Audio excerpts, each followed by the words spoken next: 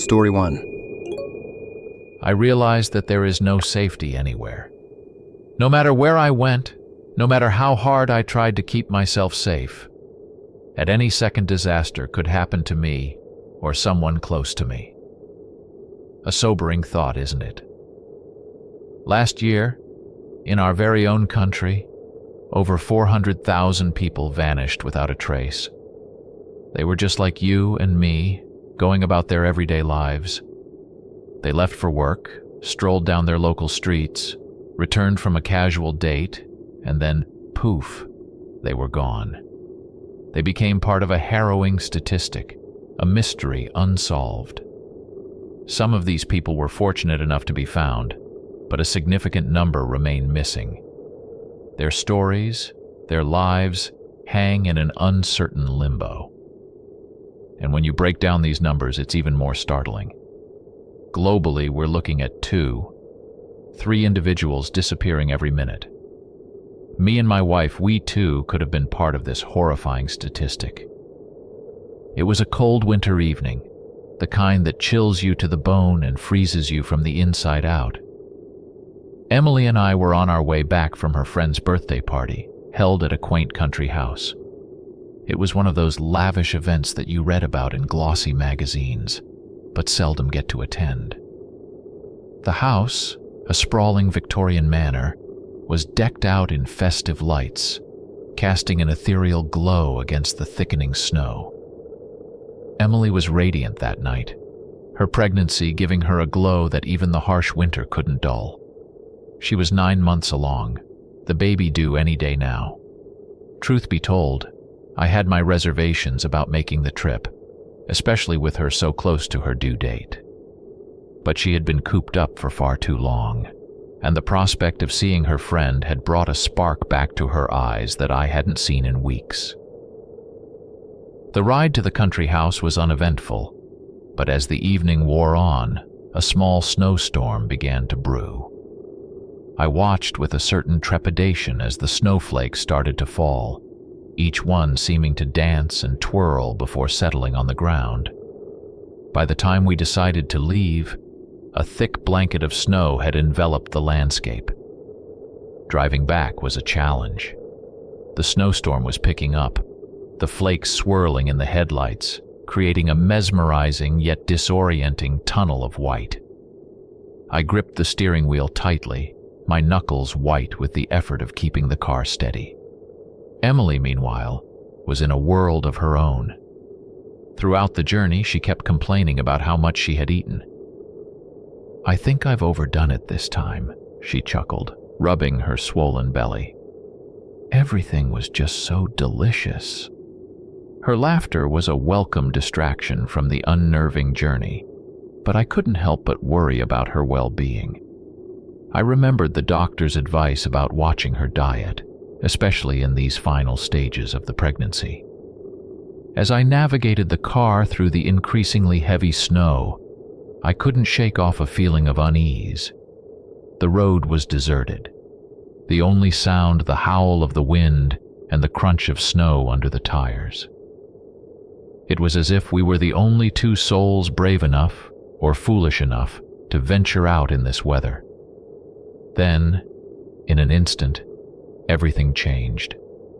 There was a loud crash, a jolt that sent a shockwave through the car. We hit something, or something hit us. The moments following the accident were a blur of confusion and pain. The crash had shattered the stillness of the night, throwing our world into disarray. I remember the impact. It was sudden, violent, and all-consuming.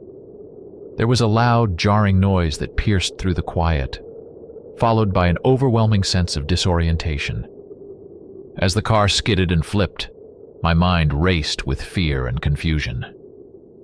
The world spun around me, a chaotic whirl of snow, metal, and glass.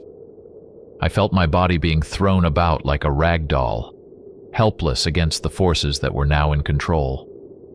The sharp sting of pain as my head hit the side window was the first real sensation I registered. A warm trickle of blood made its way down my forehead. a stark contrast to the cold that was seeping in through the shattered windows. The airbag deployed with a force that felt like a punch to the face, leaving my nose broken and throbbing. Then darkness. In that darkness, I drifted in and out of consciousness, caught in the grip of a heavy, unsettling dream. I was in a pit, surrounded by snakes. Their hissing filled my ears, a sound as menacing as their poised, ready-to-strike postures. The fear was palpable, gripping me with icy fingers, but it was the sight of Emily behind me that truly terrified me. Her screams for help echoed in my ears, a desperate plea that I was powerless to answer. "James, don't leave me," she cried, over and over, her voice laced with fear and desperation. Just as the snakes began to attack, one sinking its fangs into my arm, a sharp pain jolted me awake. It wasn't a snake, but a hand, tugging insistently at my arm. I opened my eyes, trying to adjust to the darkness. Emerging from the darkness of unconsciousness, I found myself enveloped in a cold, damp world. The chill of the night air bit into my skin, a stark contrast to the warmth of the blood trickling down my forehead. I was lying flat on my back, disoriented, trying to piece together the fragments of my shattered thoughts. As my eyes adjusted to the darkness, a small, shadowy figure materialized in my blurry vision. It was a girl, no more than 7 or 8 years old, a complete stranger to me. Her presence was as bewildering as it was sudden. She had been the one to rouse me from my stupor, her small hands tugging at my arm with a sense of urgency. Pain racked my body as I attempted to move.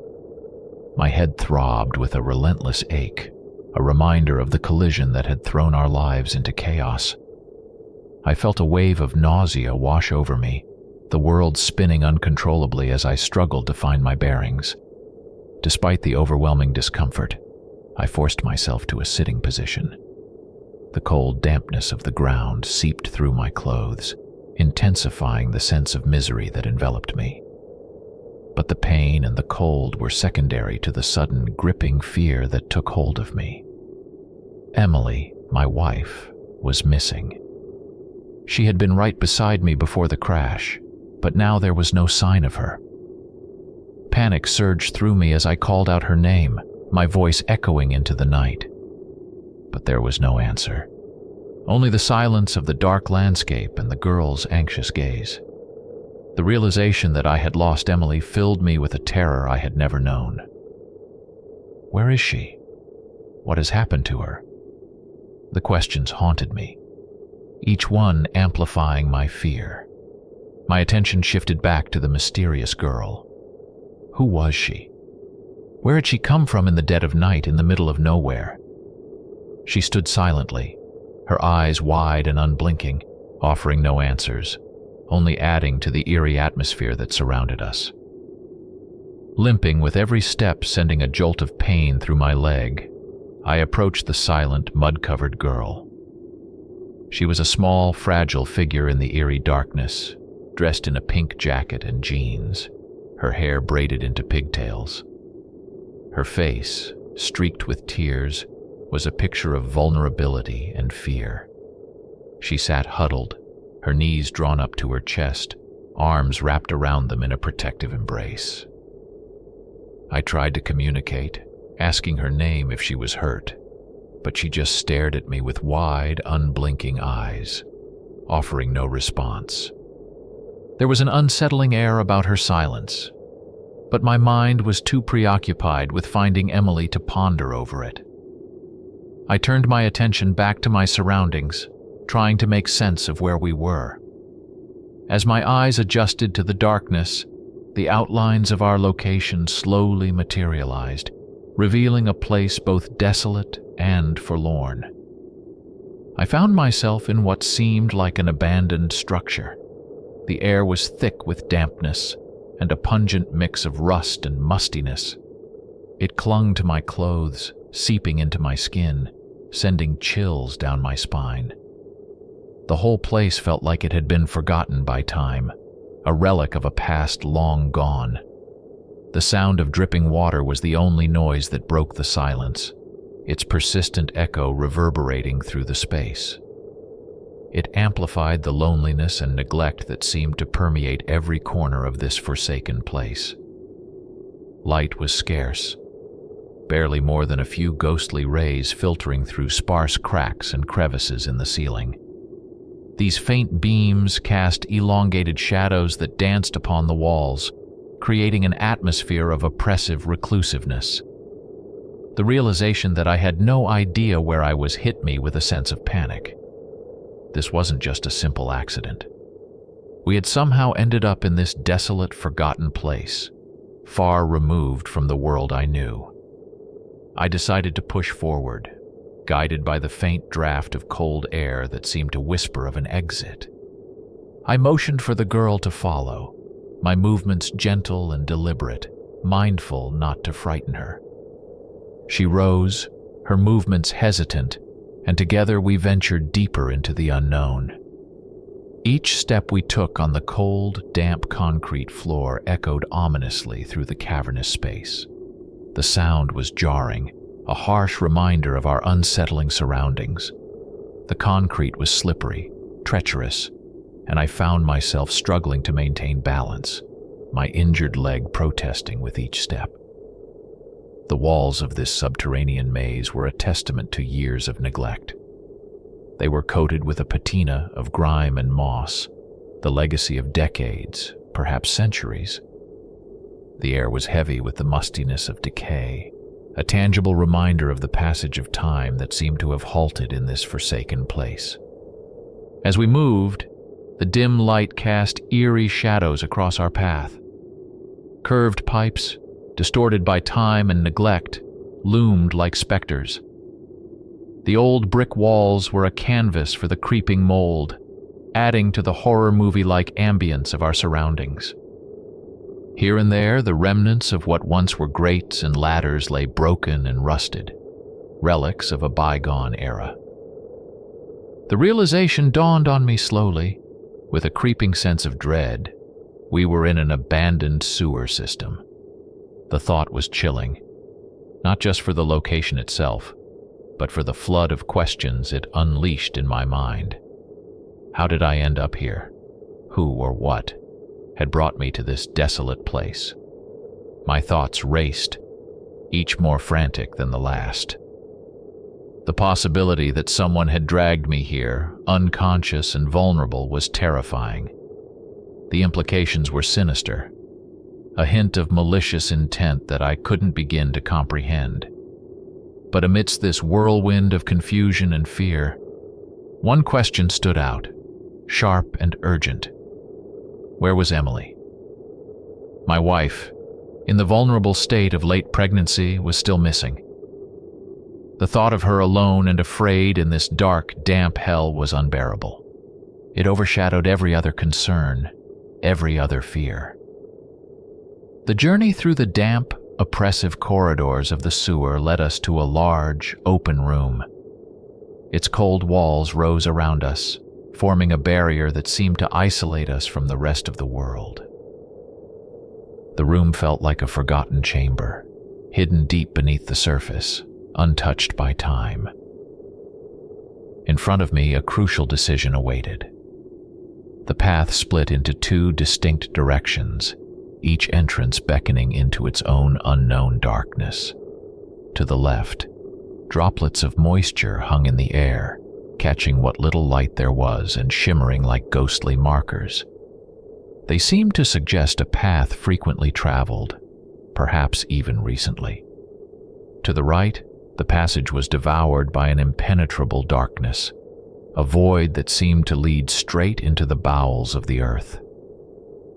My head ached with a relentless throb, a constant reminder of the crash and its aftermath.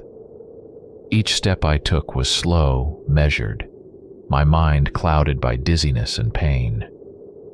I could feel the stickiness of blood on my forehead as I ran trembling fingers over the wound. It was a stark reminder of the reality of my situation.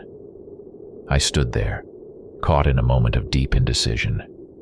The two entrances loomed before me, each holding its own secrets, its own dangers. Which path should I choose? Where could Emily be? Was she waiting for me down one of these dark corridors? The weight of this decision pressed heavily upon me. Choosing the wrong path could mean wandering even deeper into this labyrinthine nightmare, further away from finding my wife. The girl, still silent, stood beside me. Her presence was an enigma, unsettling in its quietness. Yet, in that moment, my primary concern was the choice at hand. I couldn't afford to make a mistake in this unforgiving subterranean world. I scanned the entrances again, searching for any sign, any clue that might guide me. But there was nothing. Only the steady drip of water to the left and the oppressive silence to the right. The decision was mine alone to make. As I stood at the fork in the path, lost in contemplation, the little girl suddenly pulled at my sleeve with an urgency that jolted me. Pain shot through my injured shoulder, sending a wave of sharp, agonizing stabs through my arm. I turned to her, noticing the panic in her movements as she twisted her head, her eyes wide with fear. It was clear she was trying to communicate something desperately important. "What's wrong?" I asked, my voice barely a whisper in the oppressive silence of the sewer. The girl continued to tug at my sleeve, her gaze fixated on something in the darkness. She opened her mouth, trying to make a sound, but what came out was a muted moan, a sound filled with distress but devoid of words. The realization hit me. She was unable to speak. Her mooing was pathetic and disturbing. Then, abruptly, the silence was shattered by the sound of muffled footsteps echoing from somewhere behind us. My body tensed, every sense heightened as I strained to identify the source. The footsteps grew louder, closer, sending a wave of panic through me. Without warning, the air was filled with a terrifying, deafening roar. It was a sound so primal and ferocious that it seemed to shake the very foundations of the sewer. The roar of a beast, it resonated through the corridors, reverberating off the walls and penetrating deep into my very being. Fear, raw and unfiltered, coursed through me. In that moment of sheer terror, instinct took over. I grabbed the girl's hand and bolted into one of the entrances, not waiting to see what was behind us. My mind screamed a single command, "Run!" And I obeyed, pushing through the pain and fatigue that threatened to overwhelm me. We plunged into the darkness, the unknown path ahead of us, offering the only chance of escape. The sound of our footsteps echoed in the narrow passageway, a frantic rhythm that matched the pounding of my heart. The oppressive darkness of the sewer seemed to close in around us as we continued our weary journey.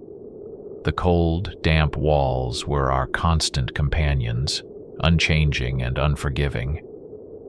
My body ached with an intensity that threatened to overwhelm me, each step a testament to the sheer will to keep moving.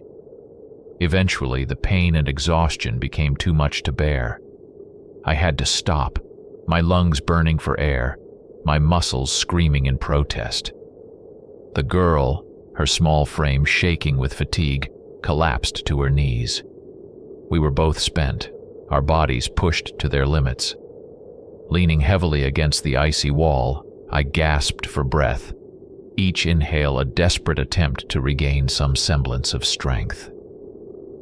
The beast's roar still echoed in my mind, a haunting reminder of the terror we had escaped. But it was more than fear for my own safety that plagued me. It was the agonizing worry for Emily. Where was she in this hellish labyrinth? Was she safe? The thought of losing her, coupled with the fear of what might be lurking in the darkness, was almost too much to bear. Where to go? This question circled in my mind, an obsessive mantra that offered no answers. The vastness of the unknown weighed heavily on me, its oppressive presence magnifying my anxiety. My wounds, cold and painful, were a constant reminder of my vulnerability. The creeping suspicion that I might be bleeding internally added to my growing despair. Suddenly, a fit of coughing racked my body, and to my horror I saw blood in my hand. The realization that my injuries might be more serious than I had thought was a red flag, urging me to move, to find a way out of this nightmare. I strained my ears, listening intently for any sign of the beast. But instead of footsteps, I heard something else, a soft, muffled noise. It sounded like crying. The girl beside me began to make her mute, moaning sounds again, pulling in the direction of the noise. Despite my fear and exhaustion, I followed her lead, moving with as much caution as I could muster. We left the corridor and emerged into a small room, where a faint stream of moonlight filtered through a grate in the ceiling. The light, weak as it was, felt like a beacon in the suffocating darkness. My eyes, adjusted to the gloom, made out a figure in the corner of the room. A woman was sitting there, her face buried in her hands, her quiet sobs echoing off the walls. In that instant, I recognized her. It was Emily. The moment I saw Emily crouched in the corner of that dimly lit room, a surge of relief and joy washed over me. It was like a beacon of light piercing through the all-encompassing darkness of our nightmare. Ignoring my own pain, I rushed to her, my arms enveloping her in a tight embrace. The feeling of her alive and in my arms was indescribable, a mixture of overwhelming happiness and a profound sense of relief. As I held her close, I could feel her body shaking, her frame trembling with fear and discomfort. Her eyes, brimming with tears, met mine, and in them I saw a reflection of the terror we were both feeling. She began to speak, her voice quivering. "I'm sick. My stomach. It hurts," she managed to say between sobs. Her confusion and fear were palpable as she bombarded me with questions. "Where are we? Who is that girl with you?" I tightened my hold on her, trying to offer some semblance of comfort and security. Panic was clawing at my own mind, but I fought to maintain a clear head. "Emily," I said, my voice as steady as I could manage. "We're in some kind of abandoned sewer. I'm not sure how we ended up here, but we can't stay. We need to find a way out." Her next words sent a shiver down my spine. "James, I'm afraid. I saw something in the dark. Something big and scary." Her voice trailed off into sobs once more. The terror in her voice, the fear of an unseen danger, was a chilling reminder of the roar we had heard earlier. As we clung to each other, the silent girl approached us, tugging at my sleeve insistently. Her mute moans broke through the tension, a clear sign of her urgency. It was evident that she too sensed the danger we were in and was imploring us to leave, to escape the perilous depths of this sewer. We navigated through the bleak corridors of the sewer, a chilling silence enveloping us. Emily, despite the ordeal, seemed to be in better condition than I had feared. The relief that she and our unborn child were not severely injured in the accident was immense, a small beacon of hope in our dire situation. As we walked, I noticed the small abrasions and bruises that marked her skin, the physical evidence of the trauma we had endured. She was strong, yet the stress and fear of our predicament were taking their toll. She complained of a headache and a nagging pain in her stomach, which I attributed to the anxiety and the unsettling environment. I held her hand tightly, offering whatever comfort and stability I could as we moved through the darkness. The little girl who had become our silent companion walked beside us. I explained to Emily how I had found her in these sewers, mute and alone. Emily looked at her with a mixture of sympathy and concern, her maternal instinct surfacing even in our grim surroundings. As we progressed, an uneasy silence fell upon us, broken only by the echoing sound of our footsteps and the distant drip of water. The damp, cold air of the sewer seemed to seep into our bones, a constant reminder of the harsh reality we were in. Suddenly, Emily stopped in her tracks, her body stiffening with pain. She let out a moan and fell to her knees, clutching her stomach tightly. My heart raced with fear as I realized what was happening. "James, something's wrong," she gasped between labored breaths. "The contractions are starting. I don't want to give birth here, James." Her words struck me with a force stronger than any physical blow. The fear in her eyes, the pain in her voice, it was almost too much to bear. The contractions coming amidst our desperate escape added a new, terrifying dimension to our predicament. The intensity of the moment was palpable as I stood helplessly beside Emily, her body racked with the pain of early labor. For a brief respite, the contractions ceased, allowing her to catch her breath, a small mercy in our dire situation. The silence in the corridor was a stark contrast to the turmoil we were experiencing. Suddenly, the little girl who had been our silent guide through this nightmare let out a loud, moaning sound. The fear in her eyes was unmistakable, a clear indication that danger was imminent. Then, confirming my worst fears, the beastly roar we had dreaded filled the hallway once more. Adrenaline coursed through my veins as I lifted Emily into my arms. With the girl leading the way, we hastened down the corridor, our footsteps echoing in the damp, dark space. The terror of the beast's pursuit drove us forward, a primal instinct to survive overwhelming everything else. Emily's moans of pain were a constant reminder of her labor. The contractions seemed to be getting stronger, her grip on her stomach tightening with each step. My own body was a battleground of pain and dizziness, a fever burning through me, adding to the surreal nightmare of our escape. The beast's presence was an ever-present threat behind us. The sound of its footsteps and low growl haunted our every move, a relentless pursuer in the dark labyrinth of the sewer. After what seemed like an eternity, we emerged into a room bathed in moonlight. Water dripped from the walls, and the ceiling opened up to reveal a dark, starry sky and a solitary moon. The sight was strangely beautiful, yet eerie in the context of our predicament. "James, look!" Emily's voice, tinged with fear and wonder, broke the heavy silence. She pointed towards a corner of the room where a chilling sight awaited us. Piles of bones lay scattered in disarray, a macabre collection that sent shivers down my spine. Among the bones were skulls, not just of animals but of humans as well. It was a scene straight out of a horror story, a tangible reminder of the danger that stalked us. The realization that we had stumbled upon what seemed to be the beast's lair was horrifying. The air was thick with the scent of decay, and the sight of the bones, bleached and broken, told a story of terror and death. Sweat covered my back, despite the chill of the sewer. Fear gripped me, a fear not just for our safety but for the life of our unborn child, whose arrival was imminent in the worst possible place.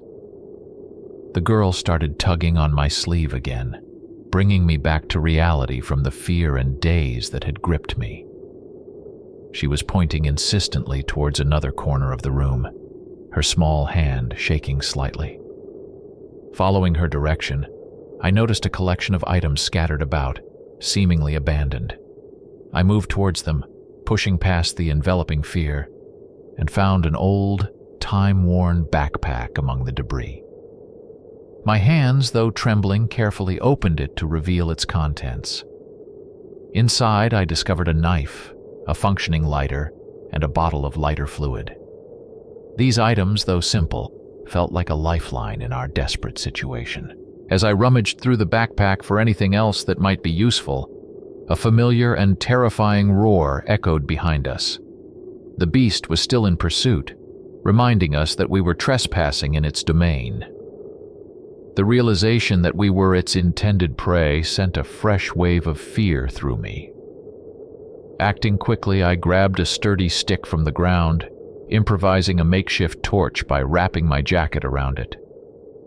Dousing the jacket with lighter fluid, I prepared myself for the worst. The beast's presence was an ever-looming threat, and I needed to be ready to defend us at any moment.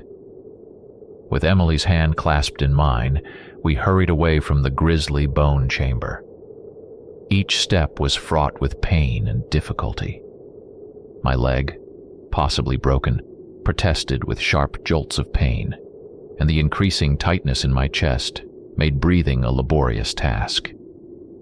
The taste of blood in my mouth from the coughing fits was a grim reminder of my own deteriorating condition. Emily, amidst her own pain and the onset of labor, moved with a resilience that was both heart-wrenching and awe-inspiring. Her concern for me was evident, her eyes filled with a mix of fear and helplessness. In her state, she was already battling her own immense challenge, and the sight of my suffering only added to her distress. Our escape through the sewer was a slow, agonizing journey.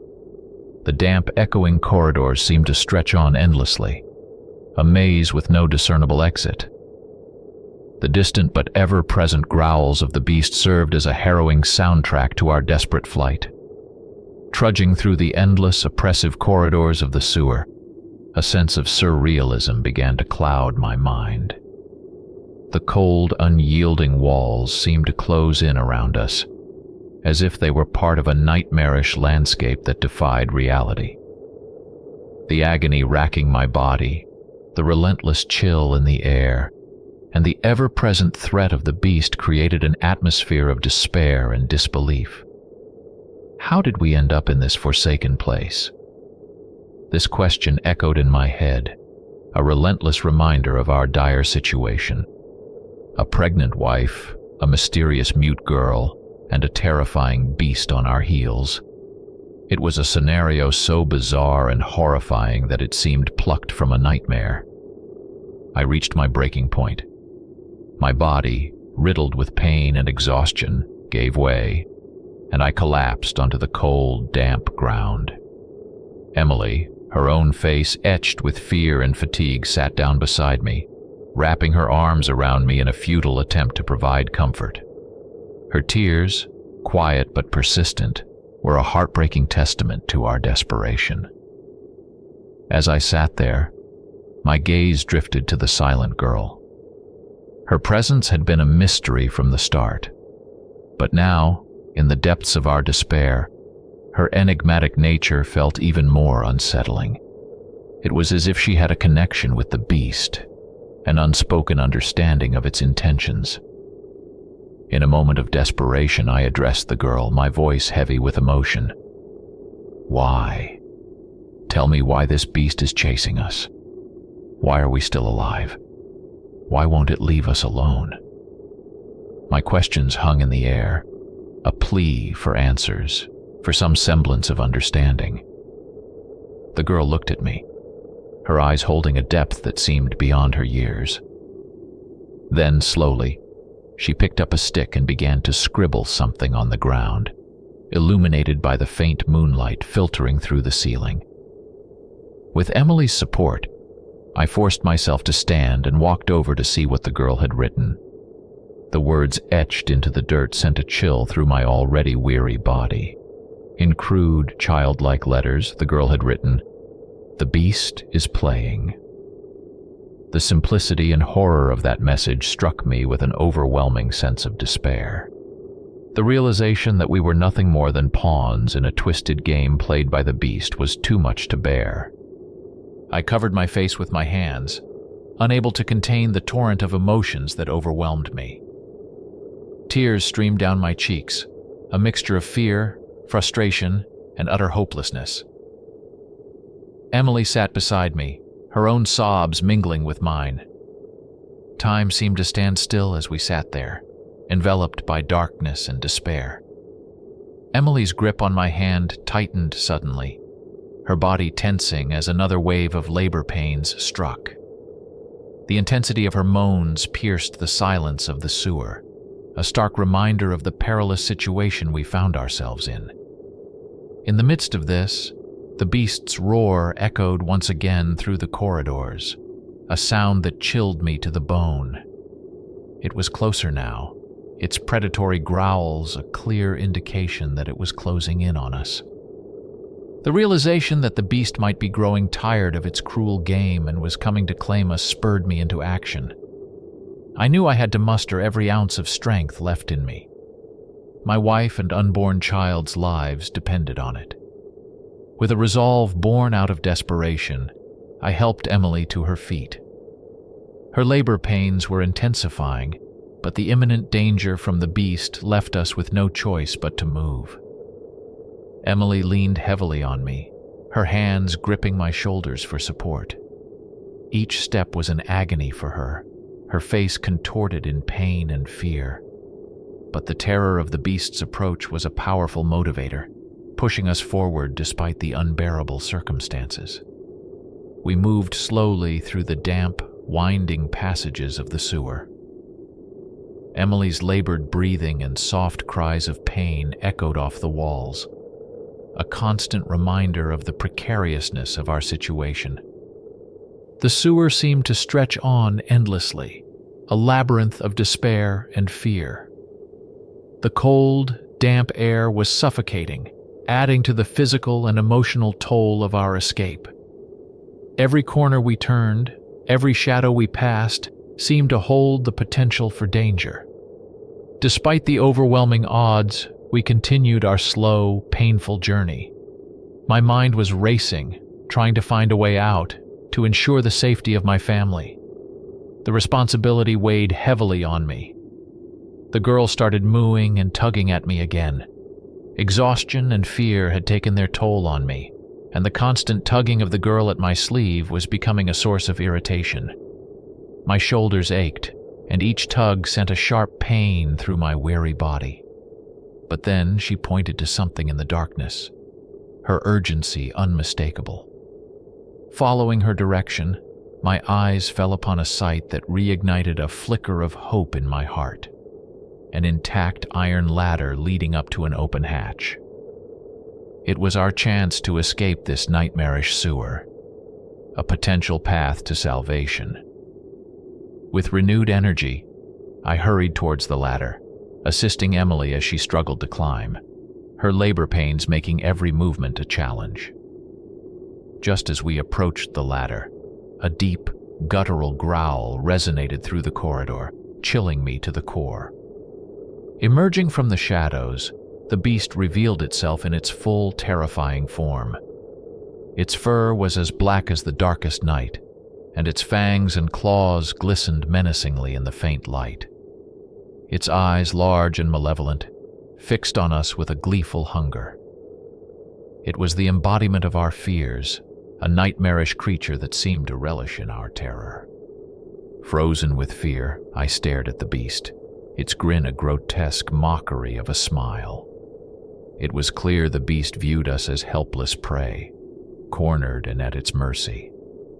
But desperation breeds courage, and I wasn't ready to give in to this monster. Recalling the makeshift torch I had prepared earlier, I swiftly pulled the lighter from my pocket. As the beast advanced, ready to pounce, I ignited the jacket wrapped around the stick. The flames burst to life, casting a fierce glow in the dim corridor. With a swift movement, I dodged the beast's paw and thrust the burning stick into its gaping mouth. The beast recoiled with a whimper, its howls of pain echoing off the sewer walls. Seizing the moment, I scrambled up the ladder, pushing Emily ahead of me, her labored breathing and soft cries urging me to move faster. The sounds of the beast's pained growls and whimpers filled the air behind us, a cacophony of agony and rage. But I didn't look back. Every ounce of my being was focused on getting Emily and myself out of this hellish place. Emerging from the sewer, the biting winter wind immediately assaulted us, a stark contrast to the stagnant air we had left behind. The distant hum of the town's activities and the flickering electric lights beyond the dense trees were a sight for sore eyes, a beacon of civilization and safety. Emily, clutching her stomach with a look of intense pain, suddenly collapsed. The contractions were intensifying, a clear sign that our baby was on the way. We couldn't afford to linger in the open, exposed and vulnerable. My mind raced, searching for a solution, but was interrupted by a sudden realization. The little girl who had been with us was nowhere to be seen. Panic set in as I thought of her, possibly still trapped in the dark, dangerous sewer. Had she been left behind in our desperate escape? The thought was agonizing, but my body was at its limit. Each breath was a struggle, and my injuries were taking their toll. I had barely enough strength to escape the beast and climb up to safety. Going back seemed like an impossible feat. As I hesitated, torn between the need to rescue the girl and the immediate crisis at hand, Emily grabbed my arm. Her eyes, filled with pain and fear, pleaded with me. "James, help me. I can't take it anymore," she whispered, her voice strained with agony. In that moment, my priorities crystallized. Emily and our unborn child needed me now, more than ever. With a heavy heart and a sense of deep regret for the girl we were leaving behind, I helped Emily to her feet and started walking towards the town lights, each step a battle against my own physical limitations. We eventually reached the outskirts of the town, and the first house we came upon seemed like a haven. I pounded on the door with the last bit of my energy, desperation clear in each knock. The door swung open, revealing the shocked faces of the homeowners. Their expressions turned from confusion to concern as they took in our disheveled, injured appearances and Emily's obvious distress. We must have been a sight to behold, a man battered and bruised, supporting a pregnant woman in the throes of labor, appearing out of the night like apparitions. But in that moment, all that mattered was the safety and the urgent need for help that we had finally found. We were taken to the hospital. As I lay in the hospital bed, my body numbed by painkillers and a myriad of stitches holding my wounds together, my mind was a whirlpool of confusion and disbelief. The sterile white of the hospital room was a stark contrast to the dark, damp sewer where I had spent what felt like an eternity. The reality that Emily was giving birth just one floor below added to the surreal nature of the moment. The police arrived that night, their questions probing and persistent. I recounted the harrowing events as best I could, emphasizing the urgency to rescue the little girl we had left behind in the sewer. My description of the beast, a werewolf-like creature, was met with exchanged glances of skepticism among the officers. When they showed me a series of photographs, my heart skipped a beat. Among them was the image of a family, and there she was, the girl with pigtails, wearing a pink jacket and jeans, smiling innocently beside her mother. I pointed her out immediately, insisting that she was the same girl trapped in the sewer. But instead of springing into action, the policemen exchanged another strange look. What they revealed next sent chills down my spine. The family in the photograph, including the little girl, had disappeared 6 years ago. Their whereabouts remained a mystery, an unsolved case that had haunted the town. The policeman further explained that there were no sewers under the city as I had described. In fact, others had emerged from the woods before me, spinning similar tales of abandoned sewers and werewolves. Their words spun around me, a vortex of incomprehensibility. Was it all a shared delusion, a group fantasy? How could my experiences, so vivid and terrifying, align with the stories of others? My mind struggled to piece together the reality, but my weakened state blurred the lines between what was real and what was imagined. In the midst of my confusion and shock, a doctor entered the room. His news momentarily cut through the fog in my mind. I was a father now. Emily had given birth to a baby girl. The juxtaposition of the horror I had experienced and the miracle of new life left me reeling. Story 2. In the stillness of the night, where the cold air bit at my exposed skin, I found myself walking the familiar path home from the gas station. The job was mundane, a monotonous blend of fuel fumes and idle chatter, yet it provided a semblance of stability in my otherwise unremarkable life. My name is Edward, 20 years of age, with little to my name but the uniform on my back and the dreams in my head. The streets of our town, usually bustling with life, lay silent under the heavy blanket of night. The occasional flicker of a street lamp cast long, distorted shadows that danced eerily on the pavement. I've always found comfort in the quiet, a respite from the constant hum of the day. Yet tonight, the silence felt oppressive, as if the air itself was thick with unspoken forebodings. As I trudged along, the crisp sound of my footsteps echoed off the buildings, a solitary rhythm in the otherwise mute world. The cold was biting, seeping through my jacket, gnawing at my bones. I remember thinking of the warmth awaiting me at home, a small apartment barely a few blocks away. My mind wandered to the mundane. A hot shower, a simple meal, perhaps an hour of television before surrendering to sleep. But then, the ordinary was shattered by a rustling sound, subtle yet distinct, slicing through the stillness. Instinctively I turned, peering into the darkness. There stood a figure, tall and imposing, shrouded in the night's embrace. His features were obscured, hidden in the shadows, but the very air around him seemed charged with a malevolent energy. A surge of fear gripped me, primal and unyielding. I was about to call out, to demand his intentions, when a sudden, sharp blow to my head snuffed out my consciousness like a candle in the wind. I crumbled to the ground, my world fading to black. In the hazy limbo of semi-awareness, I felt myself being dragged, the rough pavement scraping against my skin. The sensation shifted, and I realized I was no longer on the street, but being hauled onto a creaking cart. It jostled and bumped, the sound of its wheels a discordant melody as it trundled through what I assumed to be the forest that skirted our town. My mind, clouded and disoriented, struggled to piece together the fragments of reality. Pain throbbed at the back of my skull, a persistent reminder of my predicament.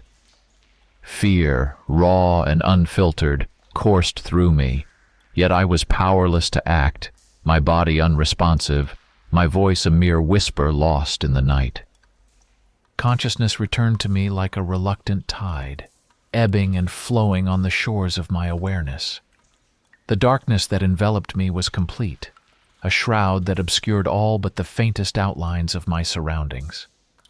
I lay still for a moment, letting the fog in my mind dissipate, replaced by a throbbing pain that pulsated from the back of my head. My senses, dulled by the blow and the shock, gradually began to sharpen. The cold was pervasive, seeping into my bones, an unwelcome reminder of my vulnerability. I realized with a start that my clothes were gone, my skin exposed to the chill of the air. The rough concrete beneath me offered no comfort, only a hard, unyielding surface against my bruised body. In the suffocating blackness, the sound of breathing, not my own, reached my ears. It was labored, the kind that spoke of fear and exhaustion. I wasn't alone. My eyes, straining to penetrate the darkness, slowly adjusted. Shapes began to materialize, vague and indistinct, yet unmistakably human. Other men, like me, huddled in the shadows, their naked forms barely discernible. The realization hit me with the force of a physical blow. I had been kidnapped, snatched from the familiar streets of my town and thrust into this hellish place. The why and the how of it escaped me, lost in the murky depths of my clouded thoughts. I tried to move, to rise, but my body protested. Pain shot through me, a stark reminder of my ordeal. My head swam, and for a moment I feared I would succumb to the darkness once more. But I fought it, clinging to consciousness with a desperation born of fear. As my eyes grew accustomed to the gloom, the details of my prison became clearer. The basement, if that's what it was, reeked of damp and decay. The air was stale, heavy with a sense of despair that seemed almost tangible. The walls, what little I could see of them, were bare, the concrete stained with age and neglect. The other captives, their faces etched with terror and confusion, shrank back as I stirred. We were united in our plight, yet isolated by our own fears. No words were spoken. The silence was as oppressive as the darkness. I tried to recall the events that led me here, to piece together the fragments of my memory.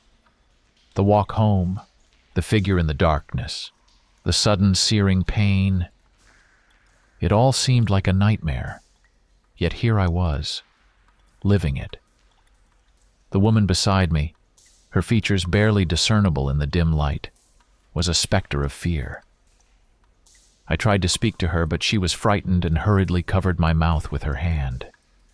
Her cold and trembling hand was both a warning and a plea. "Shh! Don't talk. They will come. Don't speak, I beg you," she whispered, her voice a thread of sound in the oppressive silence. Her warning was a stark reminder of our vulnerability, a testament to the unseen yet ever-present threat that loomed over us like a malevolent shadow. I nodded slightly, acknowledging her fear, and her hand reluctantly withdrew. Her caution, born of experience, was a chilling indicator of the dangers that lurked beyond our sight, in the depths of this hellish place. As my gaze wandered through the gloom, the reality of our plight became increasingly evident. The basement, a cavern of despair, housed a tableau of human suffering. Naked bodies, emaciated and broken, lay scattered across the cold concrete, each a silent testament to the cruelty they had endured. Heads bowed, eyes downcast, they seemed to have surrendered to their fate, their spirits as shattered as their bodies. Nearby, a figure caught my attention, a man whose plight was a horrifying aberration of the human form. His limbs had been severed, leaving him a truncated shadow of his former self. He lay on his back, writhing in agony, his movements reminiscent of a wounded animal. From his lips, barely audible above the faint echoes of the basement, came a prayer, a whisper of faith in the face of unimaginable suffering.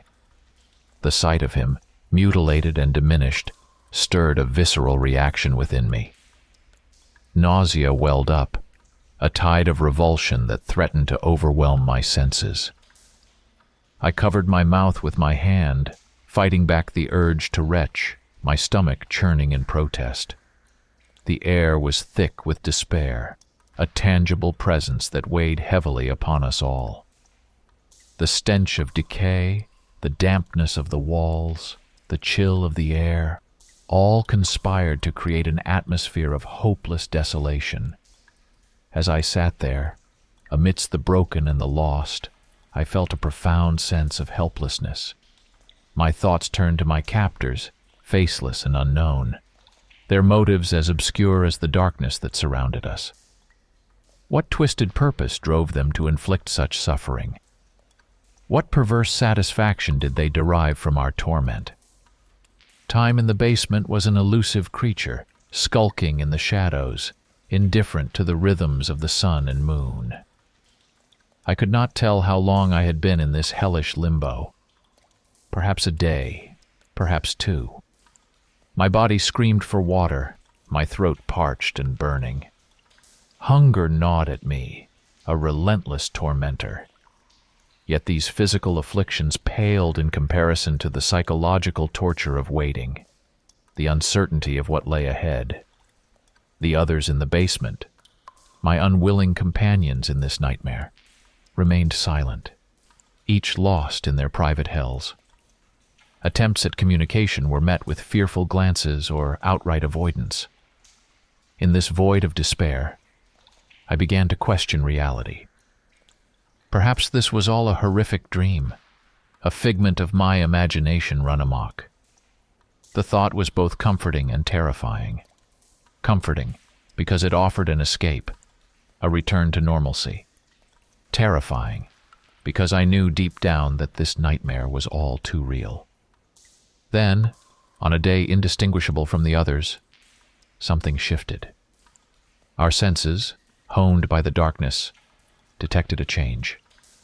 First, it was the sound of footsteps above us. Not the light, furtive steps of a cautious intruder, but heavy, deliberate strides, echoing with a sense of ominous purpose. The reaction in the basement was immediate and visceral. Whispers of fear hissed through the air, bodies pressed against the walls in a futile attempt to merge with the concrete. The atmosphere thickened with dread, a palpable force that seemed to constrict our very breaths. The sound of a lock disengaging, metal grating against metal, sent a shiver down my spine. The hatch, our only connection to the world above, was being opened. A sliver of hope flickered within me, swiftly extinguished by the realization that whatever was coming was unlikely to herald our salvation. Instead of light, a deeper darkness descended upon us. It was as if the very essence of darkness had been distilled and poured into our basement. My eyes, already accustomed to the dimness, struggled against this new, impenetrable blackness. It was an oppressive, suffocating void that seemed to devour the scant light we had known. The figures around me, once barely visible in the gloom, vanished into the enveloping black. A sense of isolation, more profound than before, settled over me. The sounds of breathing and quiet sobs were muffled, as if the darkness itself was a barrier to sound. In this abyss, the footsteps continued, now descending into the basement. Each step resonated with a foreboding weight, a herald of unknown horrors. I felt a primitive urge to flee, to escape this impending doom, but there was nowhere to hide, no escape from this inescapable pit. In the suffocating blackness of the basement, the sounds heralded a new horror. The noise, initially distant and indistinct, grew louder, a series of quiet thumps and scrapes that echoed through the void. Each sound was a sinister symphony, an orchestra of dread playing a tune that resonated with the most primal parts of my soul. The atmosphere thickened with terror, as palpable as the damp air that filled the room. It was as if the very essence of fear had materialized, a tangible force that coiled around us, squeezing tighter with each passing second. My heart raced, a frantic drumbeat in my chest, mirroring the escalating tempo of our collective anxiety. The sounds, drawing closer, were unlike anything I had ever heard. They were guttural, almost inhuman, a cacophony of clicks and wheezes that seemed to speak of something otherworldly. The noises defied logic, painting a picture of creatures born not of this earth, but of nightmares and shadowed corners of the mind. I, along with the others, lay frozen in terror, our breaths held in a vice of fear. We were united, not by bonds of friendship or kinship, but by the common thread of dread that wove through our every thought. The darkness, once merely an absence of light, now felt like a living entity, a malevolent presence that pressed against my skin, cold and clammy. The hairs on the back of my neck stood on end. a primal reaction to the unseen threat that lurked just beyond the veil of darkness. My eyes, straining to see through the impenetrable black, saw nothing but the dark canvas of my own fear. In that moment of terror, time seemed to stretch and warp, the seconds elongating into an eternity of anticipation. The sounds continued to approach, each thump and scrape a step closer to an unknown fate. My mind raced, conjuring images of what horrors might be producing such nightmarish noises.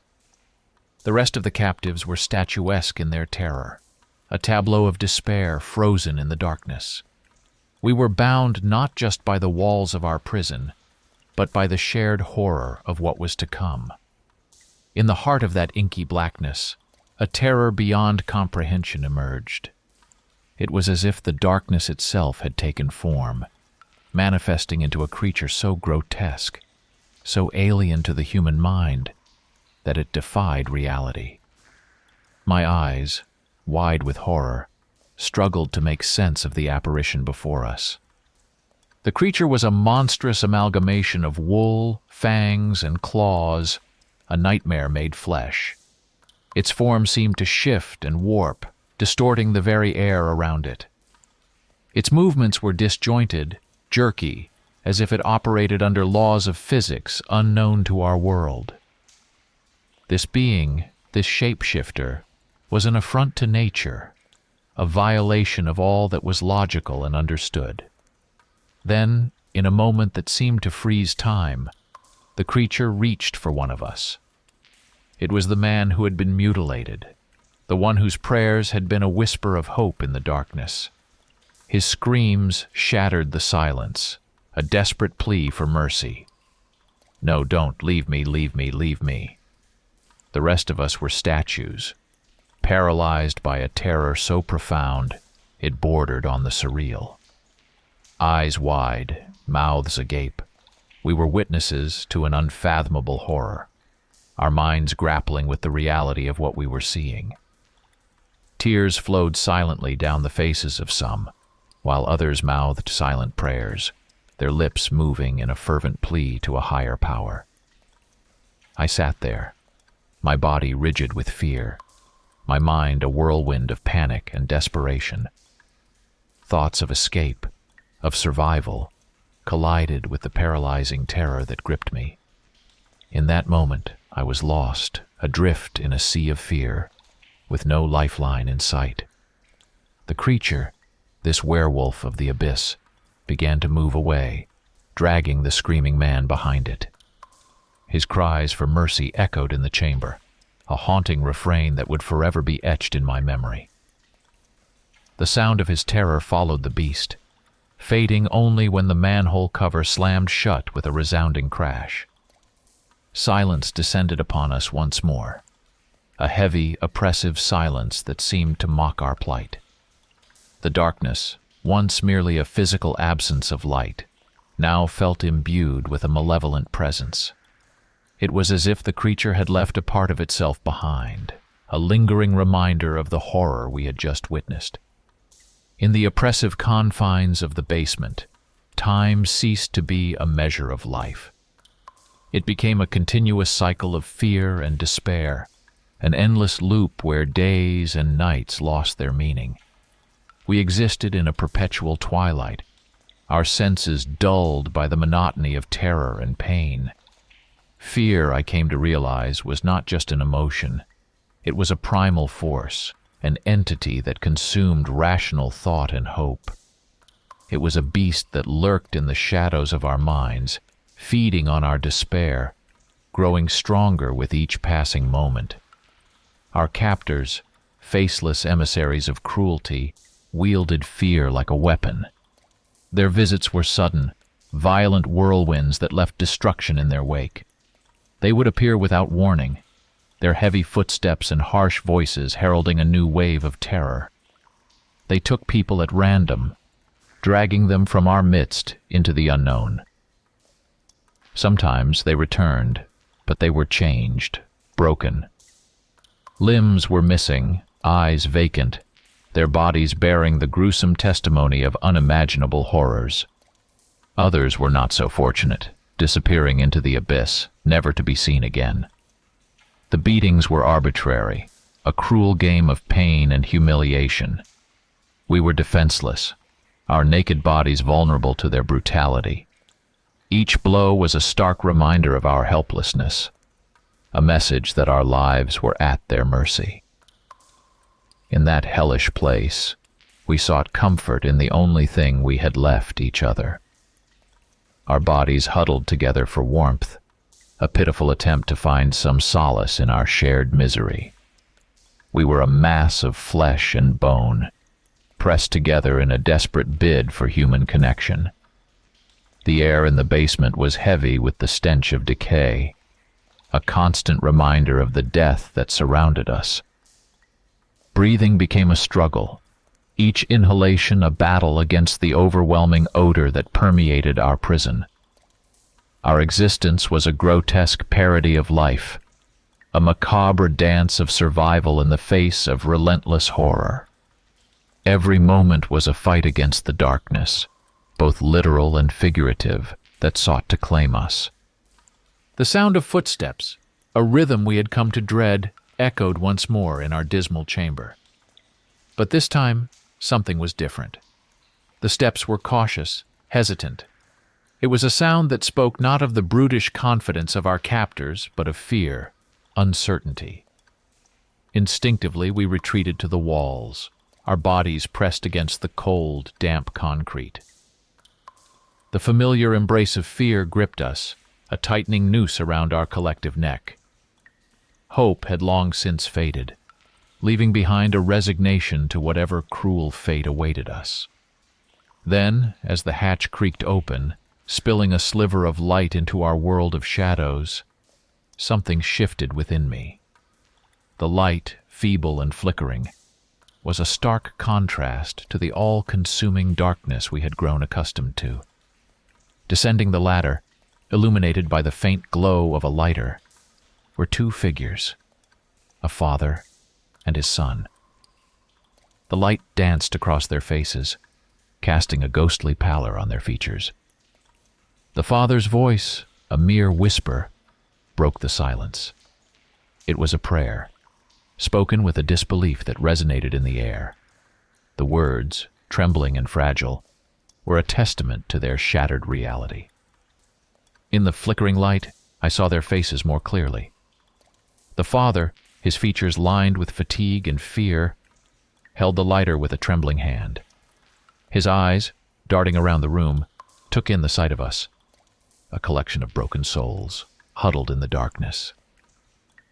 The son clung to his father, his face etched with a confusion and fear that was heartbreakingly young. Their presence, this unexpected intrusion of light, sparked a flicker of something within me. It was not hope, that was a luxury too costly to afford, but a stirring of curiosity, a flicker of interest in a world beyond our own. The basement, for a brief moment, was transformed. The light, though weak, cut through the darkness, revealing the faces of my fellow captives. Eyes that had grown used to the gloom now reflected the light, flickering with a mixture of fear and wonder. The father and son stood at the foot of the ladder, their bodies tense, as if ready to flee at the slightest provocation. It was clear they were as lost and scared as we were, their arrival not an act of aggression, but of accidental intrusion. As the father and son stood at the threshold of our prison, the collective despair of us captives found voice. "Help us," we whispered, our voices a chorus of desperation, echoing off the damp walls. The air, thick with the stench of decay, carried our pleas like the whispers of ghosts. My own voice startled me. It sounded alien, a creaky, rasping shadow of its former self. The years of silence and terror had transformed it into something unrecognizable, a haunting reminder of the time that had slipped away in this abyss. The boy's father, a mask of fear and confusion frozen on his face, ordered his son to run, and began hurrying him to leave the basement. In a final, desperate bid for freedom, I crawled towards them, my movements slow and labored. My body, weakened by hunger and abuse, protested each inch I gained. Beside me, another captive, a man whose body bore the scars of our shared hell, moved with a grim determination. His voice, barely more than a hoarse whisper, carried a plea that resonated with all of us. "Please leave the lid open. They are out there in the woods, but don't close the lid, please." It was a request born of desperation, a slender thread of hope that we clung to. The father hesitated, his face a battleground of conflicting emotions. Sympathy warred with fear, the desire to help struggling against the primal urge to flee. In that moment, he was every bit as trapped as we were, caught between the horrors of this place and the instinct to protect his child. Then, in a rush of movement, they turned and fled, disappearing up the ladder into the unknown world above. The brief glimmer of light from the father's lighter was extinguished, plunging us once again into darkness. But fate, in its unpredictable way, offered a small mercy. The father's lighter fell from his grasp, clattering onto the concrete floor. My fingers, numb and trembling, found it in the darkness. With a flick of my thumb, the flame came to life, casting a feeble glow in the suffocating gloom. Emboldened by the light, however small, I began to ascend the ladder. Each step was an act of will, a defiance of the despair that had held us captive. The lighter's flame flickered with my movements, a beacon in the darkness, guiding my way. Emerging from the depths of the basement, I found myself in the remnants of a house long surrendered to decay. Its walls, cloaked in shadows and silence, echoed with the absence of life. The father and son had vanished, their fleeting presence a mere ghost in our story of survival. Behind me, the other captives stumbled out, their movements labored and unsteady. We were a procession of the damned, each step a testament to our endured hell. The air outside was a balm to our abused senses, crisp, cold, the scent of freedom laced with the earthiness of the forest. I led the way, my legs unsteady yet driven by a newfound purpose. The house, nestled in the embrace of the woods, stood as a silent sentinel to our escape. Its windows, like sightless eyes, gazed blankly into the forest, holding secrets of its own. When we got outside, the contrast between our prison and the world around us was stark. The forest, with its tall trees and whispering leaves, was a world alive with both beauty and menace. The ground beneath our feet, carpeted with fallen leaves and snow, crunched with every step. Our movements were akin to those of the undead, each of us a shadow of our former selves. Hunger, pain, and fear had reduced us to mere husks, our humanity hanging by a thread. But our nightmare, it seemed, was far from over. From the depths of the forest, a growl shattered the silence, a sound so primal and terrifying it froze us in our tracks. It was a growl that spoke of hunger, of predation, a sound that belonged to the wild, untamed heart of the woods. Tall, sinister figures emerged from the shadows, their presence a dark reminder of the evil that had held us captive. One of them, a man of unnatural stature, began to transform before our eyes. His body contorted, his movements becoming bestial, a grotesque metamorphosis that defied nature. Beside him, a woman underwent a similar change, her form twisting into a creature of nightmares, a monstrous being of shadow and malice. They were the embodiment of our fears, the physical manifestation of the horrors we had endured. Panic surged through me, a tidal wave of fear that threatened to sweep away the fragile veneer of strength I had clung to. The creatures, their forms now fully transformed, rushed towards the house, their intentions clear and deadly. I ran, my legs carrying me with a speed I didn't know I possessed, driven by the primal urge to survive. The cold night air bit into my skin, but the fear of what lay behind spurred me forward. The werewolves, embodiments of our nightmares, pursued us with a relentless, predatory grace that chilled my soul. The woods around me were a labyrinth of darkness, the trees and undergrowth closing in like a living, breathing entity. My breath came in ragged gasps, each inhalation sharp and painful. The thicket was unforgiving, branches lashing out like fingers, scratching and tearing at my exposed skin. The ground beneath me was uneven, treacherous, threatening to trip me at every step. A rustle, out of place in the rhythm of my flight, pierced the night. My heart, already pounding a frantic rhythm, seemed to stop for a moment. Fear, a constant companion, tightened its grip, squeezing the breath from my lungs. I turned, my movements jerky with terror, and saw him, the other man from the basement, his eyes wide orbs of terror in the moonlight. In that fleeting moment, our eyes met, a silent acknowledgement of our shared plight. There was a kinship in that glance, a recognition of the hell we had both endured. But there was no time for words, no time for anything but survival. The night was split by a new sound, a guttural growl that spoke of death and destruction. The werewolf emerged from the shadows, a massive and menacing figure bathed in the pale light of the moon. Its presence dominated the forest, a dark deity of the night. Fear took hold, a vice around my heart, driving me forward.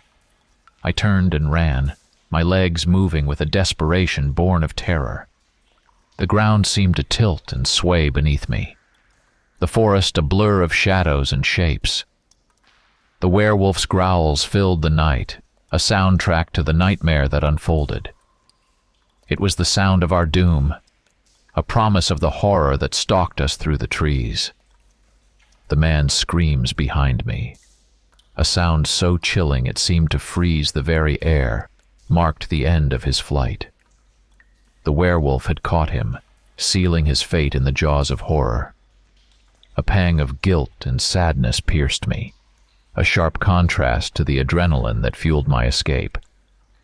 The instinct to survive was a powerful force, overriding the human desire to help, to save. I pushed forward, the forest around me a blur of dark shapes and menacing shadows. The trees, once distinct entities, now merged into a single oppressive mass, a living barrier that seemed intent on trapping me in its embrace. The forest had become a maze, a labyrinth of fear and despair with no discernible end. Then abruptly the trees parted, revealing a dirt road bathed in the pale light of the moon. It was the same road that had led to our house of horrors, a path I had walked in a different life. In the moonlight lay a sight that brought me to a halt, a cart with a dead werewolf sprawled beside it. The creature bore a large wound, the blood around it frozen in the cold night air. The sound of growls and distant shouts spurred me back into motion. I had no time to ponder over the dead werewolf, to question what had transpired there. My focus was singular, to put as much distance as possible between myself and the nightmares behind me. The distant screams of those still trapped in the forest were a grim reminder of the horror I had escaped. They echoed in my ears, a haunting symphony of terror and despair. Each cry was a voice, a story, a life being consumed by the darkness. I burst from the forest onto the road, the familiar signs of civilization a welcome sight. The road, with its lines and boundaries, was a stark contrast to the wild chaos of the woods. It was a path to safety, a route back to the world I had been torn from. My body was on the brink of collapse, each step an exercise in sheer willpower. My muscles screamed in protest. My lungs burned for air, but the sight of the city lights ahead propelled me forward. They were beacons in the night, promises of safety, of an end to this nightmare. The city lights, shimmering in the distance, seemed like a mirage, a beautiful yet unattainable dream. But with each step, they grew closer, more tangible, a reality within reach. The promise of safety, of escape from the horror, was a powerful motivator, pushing me beyond the limits of my physical endurance. As I stumbled onto the outskirts of civilization, the sounds of the forest and the nightmarish chase faded into the background. The night air, once filled with the sounds of pursuit and terror, was now quiet, the silence a stark reminder of the ordeal I had endured. Each step was a struggle, my body pushed to its limits. Adrenaline and fear had fueled me through the forest, but now, with safety within reach, my strength waned. The city, once a distant beacon of hope, was now a tangible reality, its presence a soothing balm to my frayed nerves. I reached the outskirts of the city, the transition from the wild to the urban jarring. The trees and shadows of the forest gave way to buildings and streetlights, the sounds of nature replaced by the hum of civilization. It was a return to the familiar, yet everything felt different, altered by the experiences that had brought me here. The city was alive, its lights a stark contrast to the darkness I had left behind. But as I walked, the horrors of the basement and the forest clung to me like a second skin. The memories of those I could not save, the faces of my fellow captives, haunted me, their cries and screams echoing in my ears. My body, running on fumes, could no longer sustain me. I collapsed on the side of the road, the world spinning around me. Consciousness slipped away, the night's events enveloping me in a merciful blanket of darkness. I awoke to the sound of voices, the sensation of being lifted, of gentle hands and concerned faces. I had been found, my rescue from the forest of nightmares marking the end of one journey and the beginning of another. The hospital was a blur of white walls and soft voices, a stark contrast to the basement's oppressive darkness. I was safe, but the journey ahead was daunting. The physical scars would heal, but the psychological wounds were deep, etched into the fabric of my being. The road to recovery was long and arduous, filled with moments of despair and flashes of hope. The memories of the basement, of the werewolves and the forest, were a constant shadow, a reminder of the horrors I had faced. But in those dark times, I found solace in the memory of the boy and his father. Their decision to leave the lid open, a small act of humanity in a world bereft of compassion, had been a beacon of hope. It was a reminder that even in the darkest of times there is kindness, there is light.